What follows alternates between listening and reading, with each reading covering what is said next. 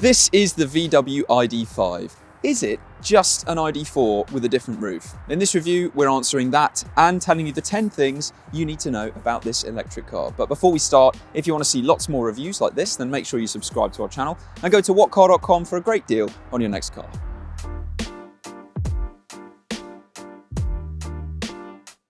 In Volkswagen's electric lineup, you have the small electric ID3 and the bigger electric ID4, which is an SUV. Those two cars are very similar underneath, but of course the ID4 is bigger and has much more of an SUV look and feel. The ID5 is the ID4, but with one big difference. Yes, the different roofline gives the ID5 a more coupe style look and makes it look a little bit sportier. You even get a spoiler at the back here as well. Now, in terms of actual measurements, this is 15mm longer than an ID4, and the sloping roofline makes it 25mm lower. The width of both cars are exactly the same.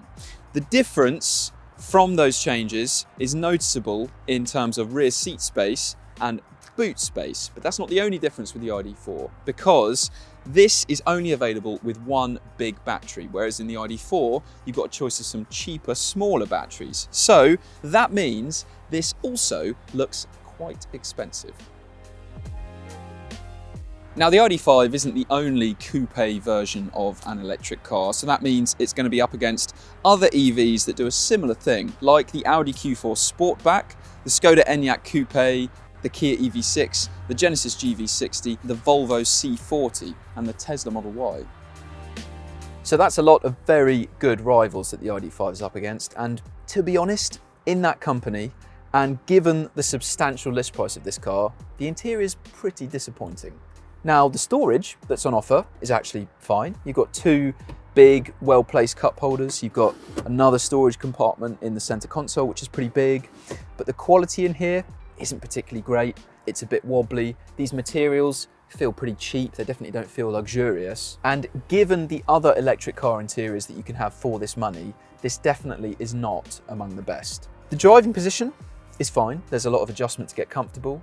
Compared to the ID4, it's the same in that regard, but the difference is rear visibility, because in the ID5, you have a different angle of the windscreen and you've got a spoiler that cuts across a section of your view as well, so rear visibility isn't as good in this car. And the tech. Now, VW's had a lot of flack for the tech that it's fitted to its electric cars, and unfortunately the ID5 is an example why. You get a 12-inch touchscreen infotainment system which is mounted high up on the dashboard. It's big, it's easy to see, but that is the extent of the positives that we have to talk about, because the system itself is laggy, it's got a complicated layout. You do at least get Apple CarPlay and Android Auto as standard, but it's still a real frustration to interact with. And of course, you've got these rubbish slider controls for the climate, which aren't backlit, so you can't see them at night. Same for this volume slider as well. And you have these rubbish, really frustrating touch-sensitive panels on the steering wheel, which are very easy to accidentally use and very difficult to deliberately use. And the same goes for this panel down here, just to control the windows in the back. It's all fiddly, complicated, and just not good to interact with at all. And interestingly, we've recently seen the facelifted ID3 and also the ID2 concept car revealed by VW. And both of those cars have a kind of overhaul of the technology in them. And in one sense, that could be viewed as a kind of admission by VW that the tech fitted to the current ID3, the ID4, and this ID5 just isn't good enough. The big question for the back here is, what's the difference compared to the ID4? In terms of legroom, you won't be surprised to learn the two cars are identical. So that means the ID5, just like the ID4, is good. I've got no problem at all. It can stretch out, feels very roomy in that regard. The big difference is when it comes to headroom. So yes, because you have that sloping roofline in the ID5, you get a lot less headroom in these rear seats than the ID4. So much so that if I sit up straight, then my head is actually touching the roof back here. So if you're 6 foot or over, you're really not going to be that comfortable sat in the back when it comes to headroom. The same goes for coupe versions of the Skoda Enyaq, the Audi Q4 e-tron and the Volvo XC40. So if rear seat space for tall adults is really a priority for you, then a lot of other electric SUVs are going to suit your needs better. One good thing back here though is the fact that you get a ski hatch. So as well as these cup holders here, you have very easy access to the boot as well. Now, the official boot capacity figures show that the ID5 apparently has more boot space than an ID4 below the parcel shelf, which is surprising. Apparently there's 6 extra litres back here, which really isn't much, but it does mean this is still a very practical electric SUV. So in total, you can fit 9 of these carry-on size suitcases into the back. An EV6 and a Mustang Mach-E can fit 7.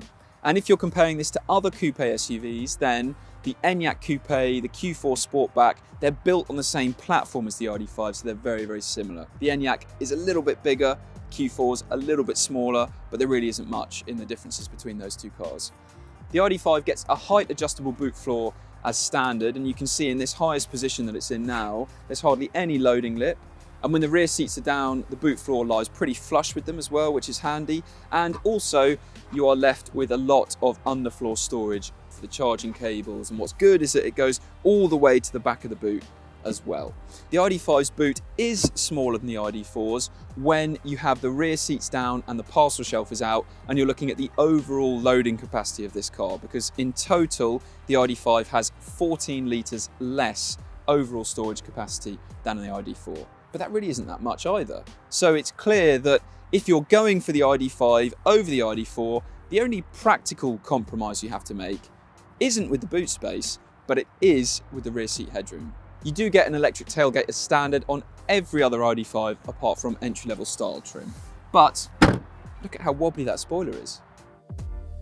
There's no choice of battery with the ID5, so that means that every version of this car comes with a 77 kilowatt-hour battery, which is the biggest option that you can get in the ID4.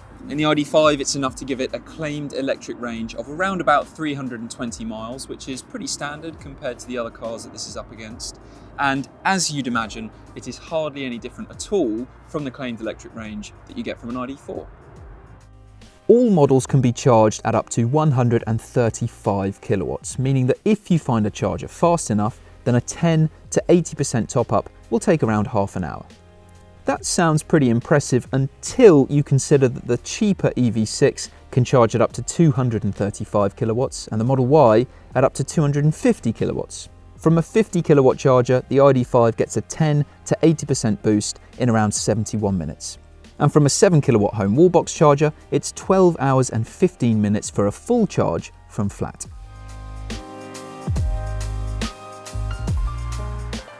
So there's no choice with the battery that you get in the ID5, but there is a choice with the power. There's an entry-level 172 brake horsepower version, or this 201 brake horsepower version, and both of those are rear-wheel drive.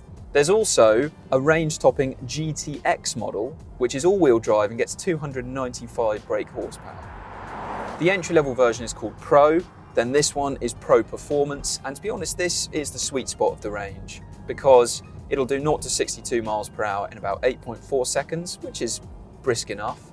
And if you do go for the GTX model, then it's a lot more money. It's 2 seconds quicker, so of course it'll beat this ID5 in a drag race, but compared to the pace that you get from a Model Y Performance or even a Volvo C40, those cars are way quicker. In terms of ride and handling, the ID5 is very easy to drive, like all electric cars are really, and it's fairly smooth.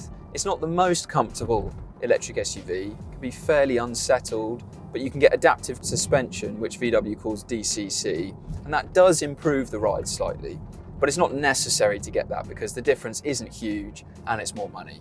The handling is fairly average, the steering's reasonably accurate, but it doesn't feel very agile. And even if you go for the range-topping GTX model, then this is not an engaging driver's car. And for the money, there are just a lot of other better options. The starting prices of the ID4 and the ID5 are dramatically different, but that is because the ID4 is available with smaller, cheaper batteries. So if you're comparing equivalent models, then an ID5 is still more expensive. Now, there isn't really any objective reason to recommend going for an ID5 over an ID4 because it's more money and it's a bit less practical in terms of rear seat space. But if you like the looks and you're willing to pay the extra, then fair enough.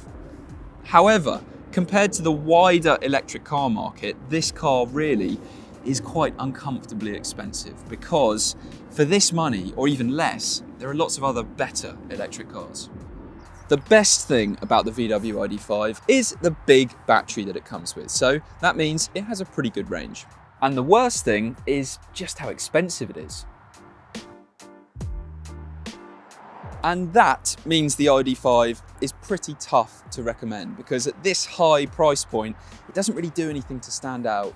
And there are lots of other electric SUVs and electric cars which are better inside, more practical, and better to drive as well. But what do you think of the ID5? Tell us in the comments below. And if you want to see lots more car reviews like this, then make sure you subscribe to our channel, and don't forget to go to whatcar.com for a great deal on your next car.